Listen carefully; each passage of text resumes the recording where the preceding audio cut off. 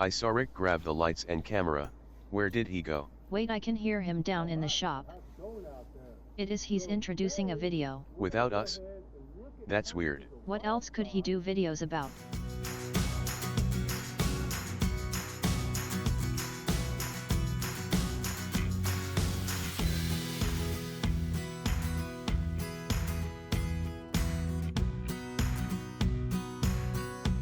All right, so how's it going out there? So today we're going to look at how to use a rod sock to get your transducer cable down to your trolling motor when you put a transducer down at the bottom. So let's get into it and take a look at that, okay? All right, so first off, just take a standard rod sock and the tip where the tip of the pole goes in, just go ahead and cut that off.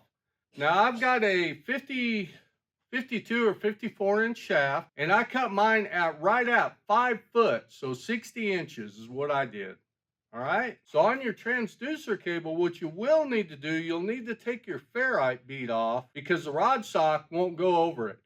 So go ahead, unplug your transducer cable, take your ferrite bead off, and then you can go ahead and put your rod sock over the cable. Now what I did is I took the section that wasn't cut, that was already folded back in, and I used that because it made it easier to go ahead and feed over the cable. All right, so as you guys know, Garmin doesn't like you using tie wraps on your transducer cable. So what we're going to do is we're going to put tie wraps on, but we're going to put it through the rod sock and not around the cable.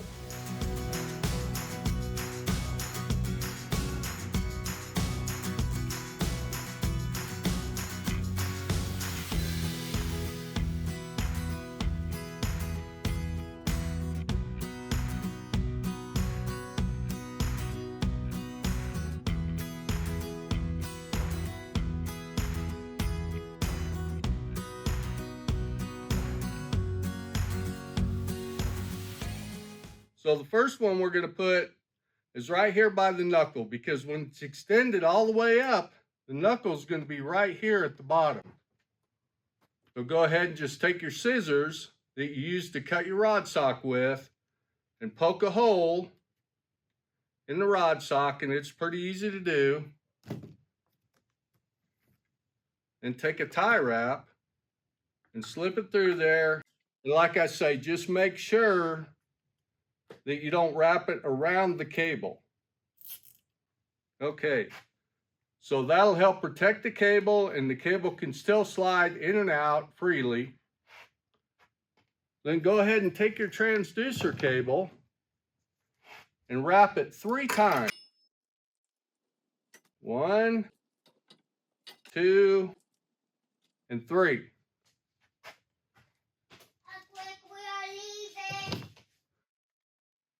All right, Gracie, bye-bye. Bye.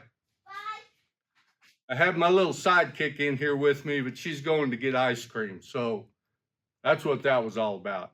All right, now, the next part, there's a rod that goes through the trolling motor.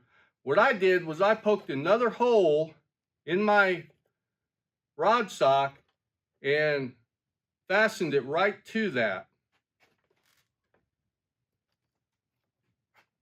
And you may end up doing this a couple different times to get everything just right, because what will happen is when you extend the trolling motor in, sometimes the transducer cable will get caught in here.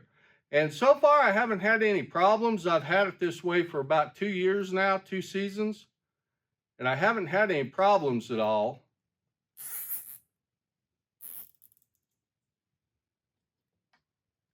All right, so we're just going to fasten that up like that. Then we'll just go ahead and cut the tag ends of the tie wraps off.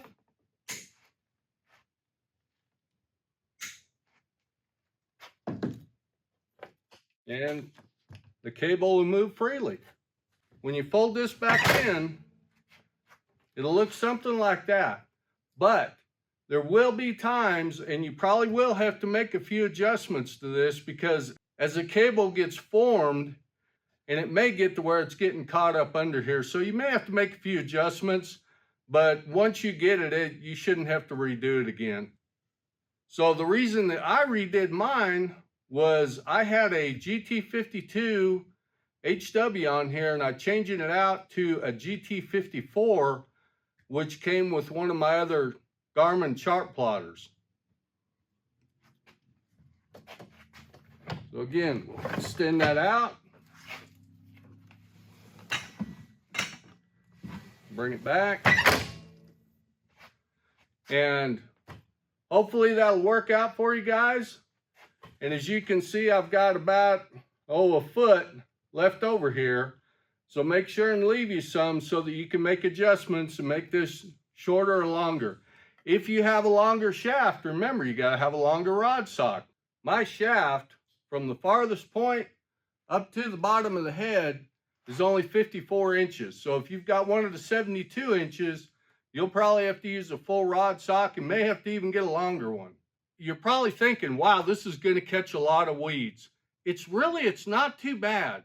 But yeah, you will have to clear some stuff off of it every once in a while, but not too bad. The other thing is, make sure you've got enough excess in the cable and test run it. When you get done, when you tie this last anchor off, twist that thing up a few times to where the cable is getting twisted up. You know how they do that, how it'll twist so far and then it'll unspin by itself. And make sure you can get 3 or 4 revolutions both ways, and that cable's not going to be too tight. It will slip inside the rod sock, but it takes a little bit of tension to get it to slip. So make sure and do that and test it before you take it out on the water. Like I say, you might have to adjust it a couple of times because the rod sock will get in between the trolling motor head and the saddle here. I've had it pinched in there a few times, just pulling up and moving from one spot to another, and never had any problems, but I would try to keep it out of there. All right, and when you get done, don't forget to put your ferrite bead back on there. And when you're coiling up your transducer cable, don't forget to keep it away from the power. Okay, so don't coil it up with the power cable. Try to keep it as far away as possible. I hope this video's helped you like always.